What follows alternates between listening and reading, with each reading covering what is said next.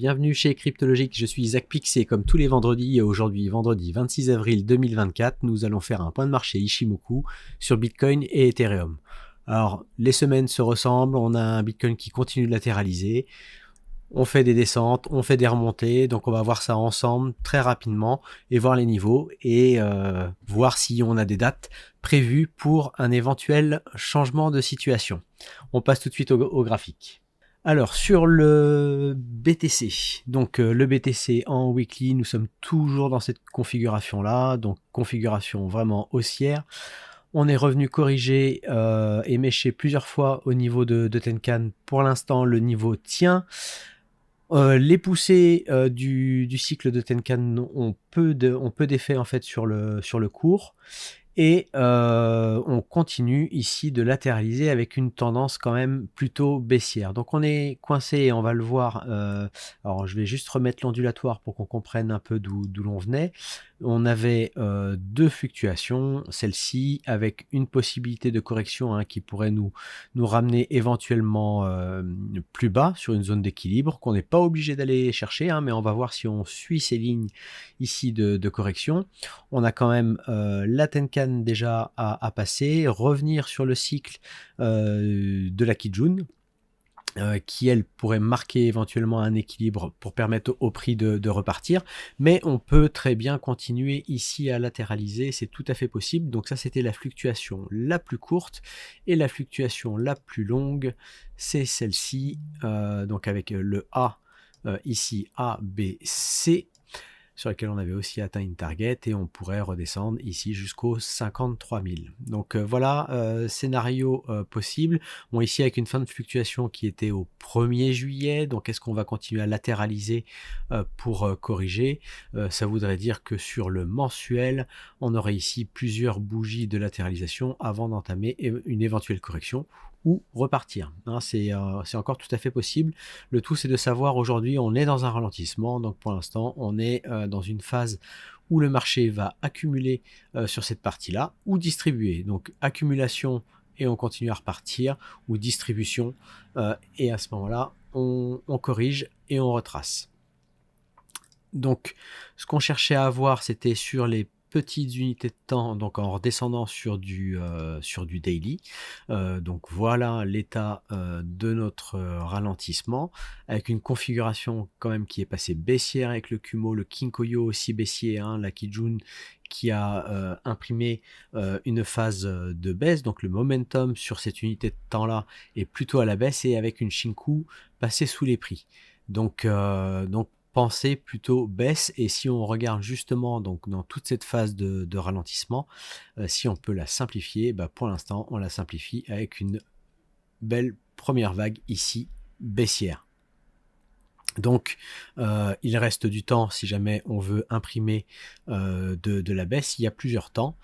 Il va y avoir par rapport à cette vague là, voilà, donc là on va regarder le temps si vraiment le prix devait partir à la baisse. Alors je vais juste vérifier quand même les niveaux de prix. Ici on avait fait un bas à 59 601 et ici à 59 678, donc c'est bien ici le point bas. Donc soit ici on est déjà en train d'entamer une phase de baisse, voilà, donc ce qui pourrait faire accélérer le prix, ce serait de casser de nouveau ce niveau là, voire même de casser ce niveau-ci, sur lequel on avait eu une baisse de 15% au mois de mars. Voilà, donc là ça pourrait faire accélérer le prix et confirmer la tendance baissière. Donc là pour l'instant je regarde, je privilégie plutôt la baisse pour l'instant dans ce ralentissement, avec une date au 30 avril. Et puis si on part, donc ça on peut le noter éventuellement. Voilà, on va noter ça ici au 30 avril. Et sinon, pour la partie la plus longue, c'est-à-dire qu'on pourrait continuer à latéraliser, on pourrait continuer à remonter, on pourrait même remonter plus haut, donc ce qui voudrait dire qu'on continuerait encore à latéraliser, ou simplement on fait ici un plus haut, on revient dans la partie haute du range et on corrige ensuite, ce serait encore tout à fait possible. La seule chose qui invaliderait un plan pour l'instant baissier par rapport à cette vague de baisse là, eh bien ce serait qu'on dépasse cette date-là, donc la date du 25 mai, et qu'on continue à monter. Voilà, donc là, si jamais on dépasse cette date-là et qu'on continue à monter, à ce moment-là, on aura une belle vague haussière sur laquelle un retracement éventuellement sur l'axe central du range pour venir s'en extirper. Donc, est-ce que le marché, justement, ici, construit, le marché fait pas mal d'inducements pour inciter les gens à acheter en long ou à vendre en short le marché, et le marché ici échange et accumule pour son prochain mouvement. Donc ça, c'était pour cette partie-ci, donc en daily. Donc on a ces deux dates-là. On va effacer ça.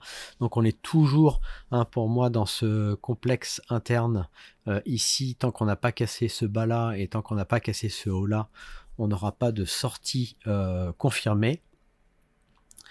Et si on étudie, voilà, si on étudie un petit peu les jeux de symétrie qu'on trace nos vagues, voilà ce que ça donne. Donc on avait vu effectivement qu'ici on avait une fluctuation ici en 26 sur laquelle on avait fait une target, et ici une fluctuation en 17 qui est revenue donc sur le niveau ici de Kijun, qui a dépassé Kijun. Alors ce qui m'a embêté, en fait, c'est simplement ceci, c'est que ici on avait un précédent sommet, et si vous regardez bien et que vous tracez ici, et bien qu'est-ce qu'on a fait? On n'a pas cassé avec une clôture au-dessus. Donc pour moi, cette cassure de sommet m'importe moins. Le marché n'a pas montré ici qu'il souhaitait particulièrement partir à la hausse. Alors, ça peut être encore possible, on peut être ici dans une phase de ralentissement. On est pris quand même en étau entre la Tenkan et la Kijun, entre les courts termes et les moyens termes. Donc, que fera le marché? Si vraiment on devait partir sur une phase de hausse, eh bien on se servirait de cette A, B et éventuellement C. Donc si on regarde le temps, est-ce que là on est valide et jusqu'à quand on est valide, jusqu'à quand on peut faire un point bas? Donc là on a déjà fait un point bas. Donc on ne pourrait pas partir, on pourrait partir sur une possibilité ici, comme ceci, et on invaliderait une reprise haussière si on cassait ce niveau-là. Voilà, donc si on veut une reprise haussière pour aller rechercher le haut du range, il ne faut pas qu'on casse les 62 794 à partir de maintenant, et il faudrait qu'on ait une dynamique qui vienne suivre une ligne de force. Pour l'instant, c'est pas le cas. On a tendance ici à imprimer une bougie baissière pour le moment, à voir ce que ça donnera avec le week-end et avec peu de volume.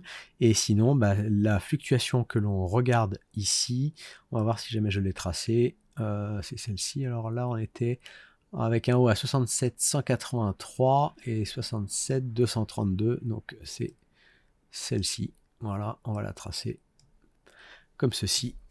Donc avec cette fluctuation, eh bien ce qu'on peut voir, c'est que le prix là aussi n'a pas l'air pour l'instant de partir sur cette dynamique là. Alors que fera-t-il ici? Est-ce qu'on va être sur une compression et puis une sortie et puis une vague qui va se décorréler de tout ce que l'on a ici?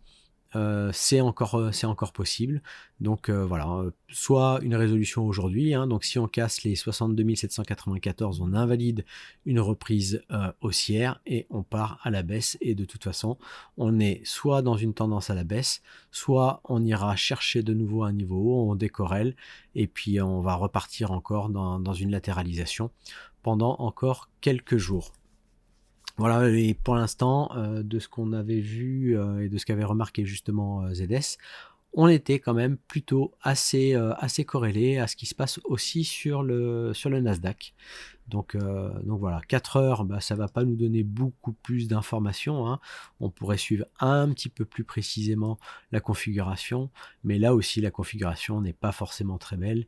Et on a un Kumo qui est haussier, mais bon, la SSA commence à partir à la baisse. Le Kinkoyo, lui, est baissier. On est pris là aussi en étau entre la Kijun et la Tenkan, et la Shinku est sous les prix. Donc j'aurais tendance à dire que d'ici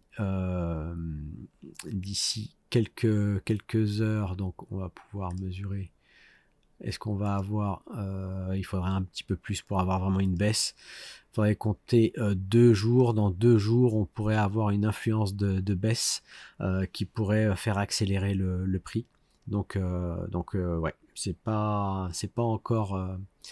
encore joué ni pour la baisse ni pour la hausse. À observer ici donc les niveaux, mais je reste plutôt sur du daily à ce niveau-là. Donc sur le Bitcoin, voilà, on est toujours dans notre situation, une tendance plutôt baissière, toujours dans un range. On a du mal à repasser au-dessus de l'axe central de notre range. On ne casse pas franchement cette partie-là, donc que j'ai marqué à 66 867,07. Donc j'aimerais voir ce niveau qu'on clôture au-dessus pour éventuellement penser rechercher le haut du range. Et si on casse le niveau des 62 794, eh bien on invalide un scénario haussier et on confirme un scénario ici baissier pour aller chercher le bas du range. Et si on casse le niveau ici des 59 600, puis ici des 59 005, et bien là, on partirait franchement à la baisse. Donc voilà, soyez prudents et observez le Bitcoin. Alors on va passer maintenant à l'Ethereum. L'Ethereum, alors là j'étais en configuration monthly, on va repasser en weekly.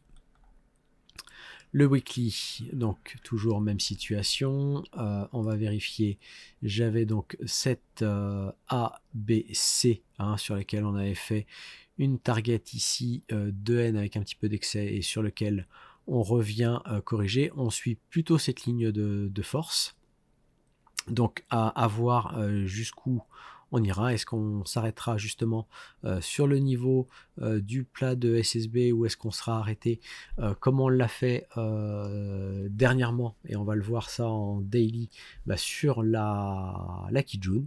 Voilà, donc là on a passé la Tenkan et sous la Tenkan et on est venu toucher la Kijun, on est venu sur cet équilibre là. Je rappelle que la Shinku a encore de la place de descendre plus bas sans changer forcément la tendance pour du plus long terme, mais là on a une belle vague de retracement ici. Donc si on étudiait, j'avais tracé ceci, si on étudiait le déroulement de cette troisième vague, voilà, on va remettre ça propre. Voilà, si on regardait le déroulement de cette troisième vague avec les targets qui ont été atteintes très tôt, avec la target E atteinte très tôt, on pouvait corriger, et donc on a bien suivi cette ligne correctrice ici. On est venu dans la zone de prix d'équilibre, et à voir si maintenant le prix serait prêt à repartir, ou alors si le prix va latéraliser sur cette partie-là avant d'entamer une nouvelle hausse. On aura vraiment un momentum qui pourrait revenir haussier, et bien vraiment grâce à la Shinku qui effacera ces bas, et de manière ici importante. Donc il faudrait qu'on arrive à tenir ces niveaux-là et qu'on ait une reprise aux environs de la semaine du 29 juillet. Donc ça nous emmène quand même assez loin. Alors voilà, que fera le prix pendant ce temps-là? Est-ce qu'il continuera à latéraliser? C'est-à-dire qu'on quittera ces pentes de ligne correctrices pour venir ensuite les briser et repasser au-dessus. Sur le daily, eh bien on est toujours aussi, donc là hop, je vais le tracer comme ça, je pense que j'avais fait des tracés, on va le faire comme ça, voilà, donc on avait tracé ici. Donc là, on a un Kumo qui est bien passé baissier, le Kinkoyo est baissier, la Shinku est en plein sous les prix. Et voilà, et sous les prix sur la configuration ici daily, et on avait ici une onde en 25 qui pouvait éventuellement nous amener du momentum haussier, mais pas du tout. On est encore en train de latéraliser, et pour moi on est dans un petit range qu'on va venir aller observer sur du 4 heures. Donc là on a un prix ici qui compresse et sur lequel le tout ça sera effectivement de venir passer quand même au-dessus de déjà passer la Kijun, le niveau de Kijun si on voulait avoir une reprise haussière, mais pour avoir vraiment une belle tendance haussière, il faudrait casser ce niveau là, c'est-à-dire le niveau des 3730,71. Tant qu'on ne casse pas ça, on n'aura pas une Kijun qui réimprimera un momentum de hausse. Donc là pour moi on travaille la partie basse de range, donc attention à voir comment le prix pourrait réagir. On a eu effectivement, donc le plus bas était le samedi 13 avril. Ici on est venu mécher, mais les acheteurs sont venus soutenir cette partie-ci. Donc pour l'instant le prix ne souhaite pas passer sous le range, mais attention, on pourrait épuiser les acheteurs pour passer cette zone et corriger plus profondément. On va avoir du momentum qui pourrait pousser à la baisse à partir là du 4 mai, du 4-5 mai. Donc voilà, ça va être important de regarder. Et pour l'instant, pareil, comme pour le Bitcoin, tout ce que l'on voit, c'est une belle vague de baisse comme celle-ci. Donc voilà, on peut là aussi timer, donc voir jusqu'à quand, si jamais on devait remonter, eh bien on peut remonter jusqu'au 15 mai. Voilà, donc on pourrait très bien avoir une phase qui remonte, voilà, et ensuite qui vienne corriger. Donc on ferait notre A, B, C, et ensuite pour corriger. Ou alors si on continue à monter après le 15 mai, à ce moment-là, on aurait une vague haussière possible. Pour l'instant, je privilégie beaucoup plus la baisse sur l'Ethereum, sauf s'il arrive à se maintenir et à jouer contre la montre pour reprendre une tendance haussière. Mais j'ai des niveaux quand même importants à venir passer avant. Donc voilà, ces niveaux vont être assez intéressants. Alors sur le 4 heures, ce que je vous disais, c'est qu'on a...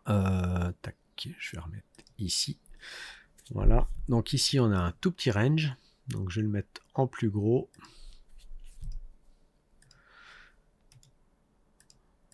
Voilà, ici, on a une partie ici de ralentissement. Et sur lequel ici on a une vague haussière qui est construite, et à voir si on reprend cette phase de hausse pour s'extraire de ce range. Pour l'instant on tient sur ce niveau central, mais pareil ici comme sur Bitcoin, un Kumo voilà, qui est haussier, mais avec une SSA, une USSB qui ne sont pas forcément dirigées à la hausse, une Shinku qui est toujours ici sous les prix, le Kinkoyo baissier. Donc voilà, on aimerait voir une dynamique plus importante là-dessus pour repartir. On peut continuer ici à faire des points bas, donc sur du 4 heures. On peut continuer à faire des points bas jusqu'au 30 avril 2 heures pour réimprimer éventuellement une hausse. Mais c'est vrai que c'est cet axe central, ce niveau de marché que je vais observer, et que j'aimerais que le TH tienne et reprenne dès maintenant une dynamique. L'idéal, ce serait effectivement qu'on ait quelque chose qui vienne s'extraire comme ceci, pour aller chercher déjà l'axe central de notre range plus haut, bien sûr passer au-dessus de notre Kijun et aller chercher éventuellement le haut du range. Mais pour l'instant, voilà, scénario plutôt baissier, donc méfiez-vous sur Ethereum. Et bien sûr, nos alts, elles vont subir ce que nous feront le BTC et le TH. Donc soyez très prudents sur vos alts. On pourrait avoir peut-être des zones de rechargement intéressantes si le Bitcoin et l'Ethereum corrigent plus profondément. Si vous avez déjà rechargé en partie, eh bien voilà, surveillez ce que vous font les majors. J'espère que ça vous a plu. Si vous aimez nos analyses et cette analyse tout particulièrement, laissez-moi un commentaire, ça fait toujours plaisir et puis ça nous aide pour l'algorithme YouTube. Abonnez-vous à la chaîne, partagez et activez la petite cloche pour être notifié de ma prochaine analyse vendredi prochain. Vous pouvez aussi me proposer une alt pour que je l'analyse la semaine prochaine. Et puis, écoutez, moi je vous dis à vendredi prochain et n'oubliez pas, mardi sur Twitch, Cryptologique FR avec Tintin et ZS. Je vous dis à très bientôt et je vous souhaite un bon week-end. Ciao, ciao!